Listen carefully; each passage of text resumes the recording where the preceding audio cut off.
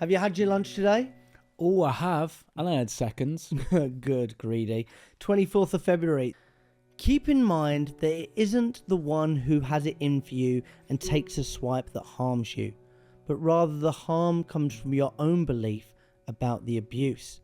So when someone arouses your anger, know that it's really your own opinion fueling it. Instead, make it your first response not to be carried away by such impressions, for with time and distance, self-mastery is more easily achieved. Epictetus. There's some great stuff in this. I'm going to repeat something there.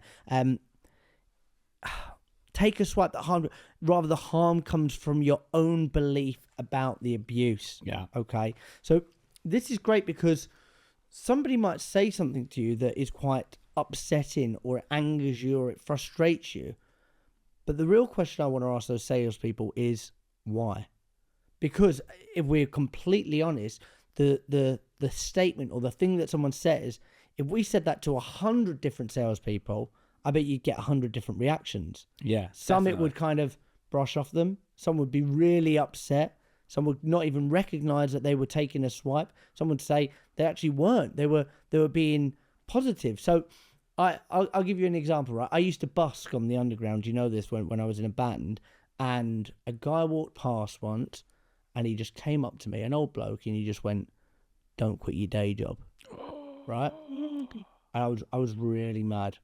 I was really mad. I was like, cheeky bastard. Why would you go out of your way to go up to somebody singing, trying to make a living, and be nasty? And I turned to one of the other lads and he went, "This is your day job." I went, "Yeah." He's saying, "Don't quit your day job. You're doing well. Stick right. with Yeah, it. Yeah. Keep going with it." That's I went, not "No, what he meant, is it?" no, it's not what he meant." But interpretation is everything. And you know the philosophy about the fruit bowl? Tell me. I'll tell you. So you've got a fruit bowl in the middle of the room. You've got 10 different artists, okay? And they're all drawing the fruit bowl. But actually, you're going to get 10 different pictures. So some pictures you're going to see bananas. Some pictures you're going to see apples. But actually, on the other side, the bananas are covering the apples. So there are no apples. So it's the same mentality for salespeople. We might say they were being nasty to me, but actually, no, they were giving me constructive feedback. So somebody could come off a cold call and they say, "Listen, it's not for me. Can I give you some feedback? I didn't like your opener. I didn't like that." You can take that so personally, but actually, it could also be a positive. So you've got to question what is the attachment to that harm. Yeah, it's interesting. I was someone who decided to stop drinking alcohol. I thought it was perhaps a problematic relationship that I had with it. And I did some therapy post stopping to try and find out what's the reason, like what's the trigger, what's the root cause of the problem. And what we came to, obviously, like a lot of talk therapy, you go back over your childhood and try and find what's the theme and what's the story that you picked up along the way. And one of the things that had come up was I didn't think anyone was interested in me as a child.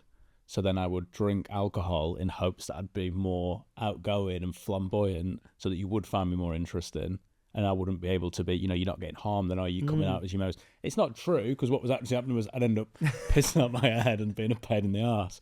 But I find that knowing now that story of that's a thing that triggers me, that shows up. And it's probably constructed my whole sales approach. I'm not someone who wants to get up and do like the product pitch and tell you like the big story around the product or the proposition. Because in my mind, if I looked out on the audience and I see that one person who looks slightly not interested, It triggers you. I'm honed in and I'm triggered. I'm thinking, oh, why are they not interested in me? Or if someone asks me something and they immediately look not interested.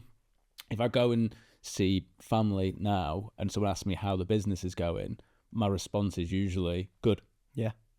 I try to give it a one because I don't want to get in that spot where I'm explaining it and I spot the eyes glaze over. It's like a painful spot to be in. It's so self-aware to notice what the triggers are, because we're very different. We've obviously got different triggers, and something that we've spoken about in the past is I don't like people being late. And for me, it feels like probably being promised as a child that someone would be there at a certain time and it's maybe not happened. And that's like the frustration and the upset that comes with that. So now when I see team members or something, I'm like, oh, that's triggering me. So I think it's such a useful exercise to have a conversation with your inner child and say, what triggers me and why. Why has that triggered me so much? Why do I feel so frustrated about what they've said? Because if I break it down, and you've said it on previous episodes, but it's not personal, it's professional, okay? I'm stepping into this role. I have to do this job. Well, if people want to take swipes at me, I'm in my armor. I'm the sales guy. You're not attacking me, my character, who I am personally. You're attacking the fact that I've cold called you to talk about PPI or whatever it is. Exactly. So, my name's Shat Frimpson. And I'm Zach Thompson. Remember, you will die. The hungry goat doesn't get